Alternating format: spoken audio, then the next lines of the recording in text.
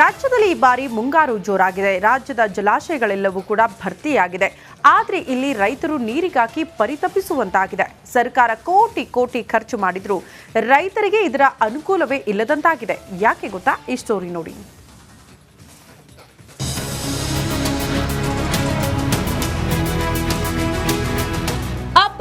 ಮಳೆ ಅಬ್ಬರ.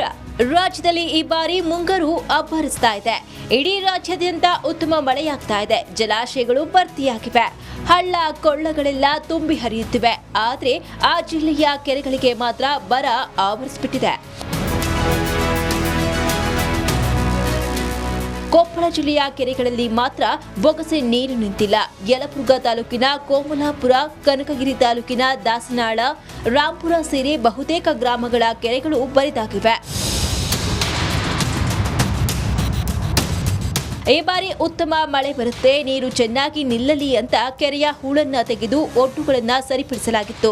ಕೆರೆಗಳನ್ನ ತುಂಬಿಸೋಕೆ ಅಂತಾನೆ ಆಲಮಟ್ಟಿ ಜಲಾಶಯದಿಂದ ಪೈಪ್ಲೈನ್ ಅಳವಡಿಸಲಾಗಿತ್ತು. ಆದ್ರೆ ಯಾವ ಕೆರೆಗೂ ನೀರು ಬರ್ತಿಲ್ಲ. ಮಳೆಗಾಲದಲ್ಲೇ ಕೆರೆಯಲ್ಲಿ ನೀರಿಲ್ಲ. ಇನ್ನು ಬೇಸಿಗೆಯಲ್ಲಿ ಏನ್ ಕತೆ ಅಂತ ಜನರು ಆತಂಕದಲ್ಲಿದ್ದಾರೆ. ಇದು ಊರಲ್ಲಿ ನೋಡ್ರಿ, ಈಗ ಇದಾರೆ ನೀರು ಒಟ್ಟ ಇಲ್ಲ. ಅಡವಿಯಲ್ಲಿದ್ದಾನ ಊರಾಗ್ರಿ ರೈತರು ಭಾಳ ಇದ್ದಾರೆ. ಇಲ್ಲಿ ಅಡವಿಲಿದ್ದಾನ ನೆತ್ತಿ ದನಗಳಿಗೆ ರೈತರು ನೀರು ಕುಡಿಸ್ಬೇಕ್ರಿ. ಮನೆ ತಗೊಂಡೋಗಿ ಕೆರೆಗೆ ನೀರು ಬಿಟ್ರೆ ಒಂದಿಷ್ಟು ರೈತರಿಗೆ ಎಲ್ಲ ಅನುಕೂಲ ಆಕತ್ರಿ. ಎತ್ತು ನೀರು ಕುಡ್ಸಕ್ಕೆ ಕುರಿ ದನ ರೀ ಬಗ್ಲಿದ್ದು ಪಂಪ್ ಶೆಟ್ ಎಲ್ಲ ನೀರು ಹಾಕವ್ರಿ. ಅದಕ್ಕೆ ಈಗ ಎಲ್ಲಿದ್ರೆ ಅಡವಿಯಲ್ಲಿದ್ದಾನ ಊರಾಗ ಹೋಗ್ಬೇಕ್ರಿ ನೀರು. ಇಲ್ಲರಿ ಒಟ್ಟು ಮಳೆಗಾಲನ ಸರಿಗಳ್ರಿ. ಸಂಖ್ಯೆ ಅಪ್ರಾತ ಬರೀ ಮಳೆ ಸ್ವಲ್ಪ ಬರ್ತಾವ್ರಿ. ದೊಡ್ಡ ಮಳೆ ಅನ್ನೋದಿಲ್ಲಲ್ರಿ. ಕೊಪ್ಪಳ ಜಿಲ್ಲೆಯಲ್ಲಿ 110 ಕೆರೆಗಳಿವೆ. ಕೆರೆ ತುಂಬಿಸುವ ಯೋಜನೆಯಲ್ಲಿ ಈ ಕೆರೆಗಳಿಗೆ ಪೈಪ್ಲೈನ್ ಅಳವಡಿಸಲಾಗಿದೆ.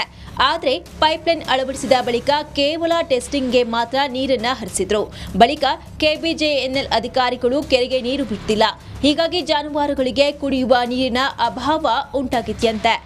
ಕೆರೆ ತುಂಬಿಸೋ ಯೋಜನೆ ಲಾಸ್ಟ್ ಇಯರ್ ಹೋದ ವರ್ಷ ಪೈಪ್ಲೈನ್ ಡೆಮೋ ನೋಡಕ್ಕೆ ಚೆಕ್ ಮಾಡಕ್ಕೆ ನೀರು ಬಿಟ್ರಿ. 1 ದಿವಸ 2 ದಿವಸ ಒಳ್ಳೆ ಇನ್ನೂವರೆಗೆ ಆದ್ರೆ ನೀರು ಇಲ್ಲರಿ. ಒಟ್ಟ ಬಿಟ್ಟಿಲ್ಲ. ಆ ನಮೂನಿ ಆಲ್ಮಟ್ಟಿ ಲಕ್ಷಗಟ್ಟಲೆ ಕ್ಯೂಸೆಕ್ಸ್ ನೀರು ಹೊರಗೆ ಹೋಗುತ್ತೆ ರೀ ವೇಸ್ಟಾಗಿ. ಆದ್ರೆ ಈ ಸರ್ಕಾರ ಮಾಡಿದಂಥ ಪೈಪ್ಲೈನ್ ರೀ ಎಲ್ಲ ರೆಡಿ ಇದ್ರಿ. ನೀರು ಬಿಡೋಕೆ ಜನರಿಗೆ ಅನುಕೂಲ ಐತಿ, ದನ ಕರುಗಳಿಗೆ ಅನುಕೂಲ ಐತಿ. ಆಮೇಲೆ ಈ ಕುಡಿಯೋ ನೀರಿಂದ ಇಷ್ಟೆಲ್ಲ ಊರಾಗ ಸಮಸ್ಯೆ ಐತಿ. ಕೆರೆ ನೀರು ಬಿಟ್ಟರೆ ರೀಚಾರ್ಜ್ ಹಾಕೋ ಬೋರು ಇದನ್ನ ಮಾಡೋಕ್ಕೆ ತಯಾರಿಲ್ಲ ರೀ ಸರ್ಕಾರ. ಆತ ಈ ಒಂದು ಅಧಿಕಾರಿಗಳಿಗೆ ಹೇಳಿ ಸಾಕಾಗ್ಬಿಡತ್ತೆ ರೀ. ಒಂದು ತಿಂಗಳಿಂದ ಗಂಟು ಬಿದ್ದೀವಿ ಯಾಕೆ.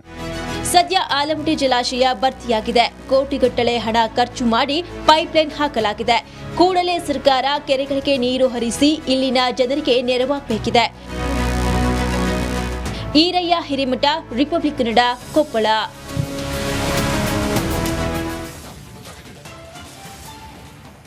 ಅದು ಆ ಊರಿನ ಪ್ರಸಿದ್ಧ ದೇವಸ್ಥಾನ. ವರ್ಷಕ್ಕೊಮ್ಮೆಯಷ್ಟೇ ಆ ದೇವಿ ದರ್ಶನ ನೀಡ್ತಾಳೆ. ಆ ದೇವಿಯನ್ನ ನೋಡೋದಕ್ಕೆ ಲಕ್ಷಾಂತರ ಭಕ್ತರು ಆಗಮಿಸುತ್ತಾರೆ. ಇಷ್ಟಕ್ಕೂ ಯಾವುದು ಆ ದೇವಸ್ಥಾನ? ಆ ದೇವಿಯ ವಿಶೇಷತೆ ಏನು ಅಂತೀರಾ? ಈ ಸ್ಟೋರಿ ನೋಡಿ.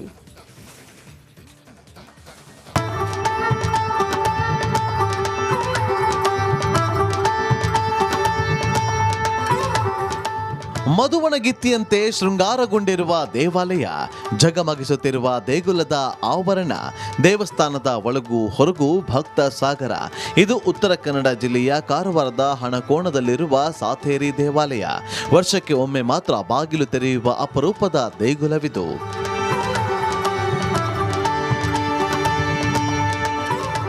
ವರ್ಷದಲ್ಲಿ ಕೇವಲ 6 ದಿನಗಳ ಕಾಲ ಮಾತ್ರ ಈ ದೇವಾಲಯದ ಬಾಗಿಲು ಓಪನ್ ಇರುತ್ತೆ. ನಾಡಿನ ಮೂಲೆ ಮೂಲೆಗಳಿಂದ ಭಕ್ತರು ಆಗಮಿಸಿ ದೇವಿಯ ದರ್ಶನ ಪಡಿತಾರೆ. ಮಹಿಳೆಯರು ವಿಶೇಷವಾಗಿ ಸಾತೇರಿ ದೇವಿಗೆ ಉಡಿ ನೀಡುತ್ತಾರೆ. ಸಾತೇರಿ ದೇವಿಯ ಜಾತ್ರೆ ಅನಾದಿ ಕಾಲದಿಂದಲೂ ನಡೆದುಕೊಂಡು ಬಂದಿದೆ. ಮೊದಲು ಸ್ಥಳೀಯರು ಮಾತ್ರ ಈ ಜಾತ್ರೆಯಲ್ಲಿ ಪಾಲ್ಗೊಳ್ತಾ ಇದ್ರು. ಇದೀಗ ಕಾರವಾರ ಸುತ್ತಮುತ್ತಲಿನ ಜಿಲ್ಲೆಯವರು, ರಾಜ್ಯದ ವಿವಿಧ ಭಾಗಗಳಿಂದ ಲಕ್ಷಾಂತರ ಭಕ್ತರು ಜಾತ್ರೆಗೆ ಬರ್ತಾರೆ. ದೇವಿಯ ದರ್ಶನ ಪಡೆದು ಪುನೀತರಾಗ್ತಾರೆ. ಸಾತೇರಿ ದೇವಿಯ ಕ್ಷೇತ್ರ ಸಂಸ್ಥಾನ ಆಗಿರೋದ್ರಿಂದ ಇಲ್ಲಿ ವರ್ಷಕ್ಕೆ 7 ದಿವಸದಲ್ಲಿ ಮಾತ್ರ ಬಾಗಿಲು ತೆರೀತಾರೆ. ಅಷ್ಟು ಬಾಕಿ ದಿವಸ ದೇವರ ಜನರೆಲ್ಲ ಬಂದ್ಕೊಂಡು ಹರಕೆಯನ್ನು ಹೊತ್ಕೊಳ್ತಾರೆ. ಮದುವೆ ಆಗದೇ ಇದ್ದವರು, ಮಕ್ಕಳಾಗದೇ ಇದ್ದವರು, ಜೀವನದಲ್ಲಿ ನೊಂದವರು, ಮತ್ತು ಏಳಗತಿ ಆಗದೇ ಇದ್ದವರು, ವಿದ್ಯೆ ಸಿಗದೇ ಇದ್ದವರು, ಪ್ರತಿಯೊಬ್ಬರು ಇಲ್ಲಿ ದೇವಿ ಹತ್ರ ಹರಕೆಯನ್ನು ಹೊತ್ಕೊಳ್ತಾರೆ. ಅಂದ ಹಾಗೆ ಈ ಬಾರಿ ಸಾತೇರಿ ದೇವಿ ಜಾತ್ರೆಗೆ ಸಾಕಷ್ಟು ಸಂಖ್ಯೆಯಲ್ಲಿ ಭಕ್ತರು ಆಗಮಿಸಿದ್ರಿಂದ ನಿಯಂತ್ರಣ ಮಾಡೋದು ಸ್ವಲ್ಪ ಕಷ್ಟವಾಯಿತು. ಅದನ್ನು ಹೊರತುಪಡಿಸಿದ್ರೆ 6 ದಿನಗಳ ಕಾಲ ನಡೆಯುವಂತ ಈ ಜಾತ್ರೆ ತುಂಬಾ ವಿಜೃಂಭಣೆಯಿಂದ ನಡೆಯಿತು. ಶೇಷಗಿರಿ ಮುಂಡಳ್ಳಿ. ಇಂದು ಕಲ್ಯಾಣ ಕರ್ನಾಟಕದ 77ನೇ ವಿಮೋಚನಾ ದಿನಾಚರಣೆ. ಹೀಗಾಗಿ ರಾಜ್ಯ ಸರ್ಕಾರ ಕಲ್ಯಾಣ ಕರ್ನಾಟಕಕ್ಕೆ ಶಿಫ್ಟ್ ಆಗಿದ್ದು, ಸಿದ್ದು ನೇತೃತ್ವದಲ್ಲಿ 19ನೇ ಕ್ಯಾಬಿನೆಟ್ ಮೀಟಿಂಗ್ ಕೂಡ ನಡೆಯಲಿದೆ. ಈ ಕುರಿತ ಒಂದು ವರದಿ ಇಲ್ಲಿದೆ ನೋಡಿ.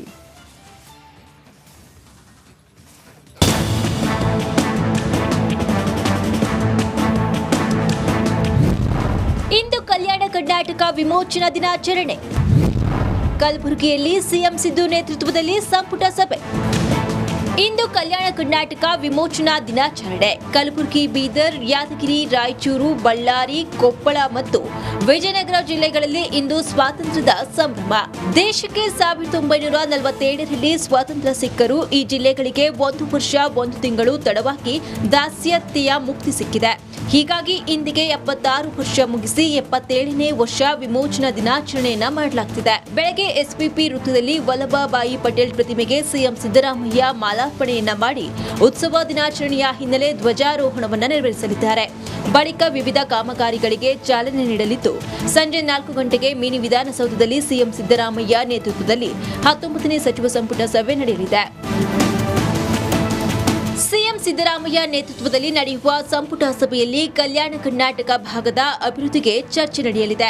ಸರ್ಕಾರದ ಆಯವ್ಯಯದಲ್ಲಿನ ಯೋಜನೆಗಳು ಹಾಗೂ ಇನ್ನಿತರ ಪ್ರಮುಖ ವಿಷಯಗಳ ಬಗ್ಗೆ ಸಂಪುಟದಲ್ಲಿ ಚರ್ಚಿಸಲಿದ್ದು, ಕಲ್ಯಾಣ ಕರ್ನಾಟಕದ ಜಿಲ್ಲೆಗಳಲ್ಲಿನ ಜನರಿಗೆ ಉದ್ಯೋಗಾವಕಾಶಗಳ ಬಗ್ಗೆ ಹಾಗೂ ಪ್ರತ್ಯೇಕ ಸಚಿವಾಲಯ ರಚನೆ ಬಗ್ಗೆಯೂ ಚರ್ಚಿಸಲಾಗುವುದು. ನಾವು ಕಲ್ಯಾಣ ಕರ್ನಾಟಕದ ಪರ ಇರುವವರು ಎಂದು ಸಿದ್ದರಾಮಯ್ಯ ಹೇಳಿದರು. ಯಾವ್ಯಾವುದನ್ನ ಮಾಡ್ಲಿಕ್ಕೆ ಸಾಧ್ಯ ಆಗ್ತದೆ ಅವೆಲ್ಲರೂ ಮಾಡ್ತೀವಿ.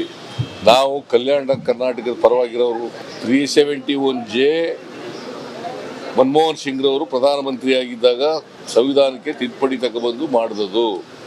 ಅದಕ್ಕೆ ಪ್ರಯತ್ನ ಮಾಡಿದವರು ಮಾನ್ಯ ಖರ್ಗೆಯವರು ಮತ್ತು ಧರ್ಮಸಿಂಗ್ ಅವರು. ಗೊತ್ತಾಯ್ತಾ? 2013ರಲ್ಲಿ ನಮ್ಮ ಸರ್ಕಾರ ಇದ್ದಾಗ ಅದಕ್ಕೆ ಒಂದು ಕಮಿಟಿ ಮಾಡಿ ಅದನ್ನು ಜಾರಿ ಕೊಟ್ಟವರು ನಾವು. ಸಾಲು ಸಾಲು ಸಮಸ್ಯೆ ಒತ್ತಿರುವ ಕಲ್ಯಾಣ ಕರ್ನಾಟಕ ರಾಜ್ಯ ಇತರ ಭಾಗಕ್ಕೆ ಹೋಲಿಸಿದ್ರೆ ಹಿಂದುಳಿದ ಪ್ರದೇಶವಾಗಿತ್ತು. ಈ ಭಾಗಕ್ಕೆ ಸಿಎಂ ಸಿದ್ದರಾಮಯ್ಯ ನೇತೃತ್ವದ ಸರ್ಕಾರದ ಮೇಲೆ ಸಾಕಷ್ಟು ನಿರೀಕ್ಷೆ ಇತ್ತು. ಈ ಬಗ್ಗೆ ಸೂಕ್ತ ತೀರ್ಮಾನ ಕೈಗೊಳ್ತಾರಾ ಎಂಬುದನ್ನು ಕಾದು ನೋಡಬೇಕಿದೆ. Bureau report, Republic Kannada.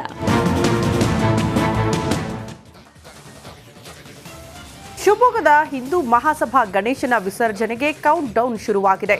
Shivamogga ನಗರ ಸಂಪೂರ್ಣ ಕೇಸರಿಮಯವಾಗಿದೆ. ಗಣೇಶನ ವಿಸರ್ಜನೆ ಮೆರವಣಿಗೆಗೆ ಪೊಲೀಸ್ ಭದ್ರ ಕೋಟೆಯೇ ನಿರ್ಮಾಣಗೊಂಡಿದೆ. ಈ ಕುರಿತ ಒಂದು ರಿಪೋರ್ಟ್ ಇಲ್ಲಿದೆ ನೋಡಿ.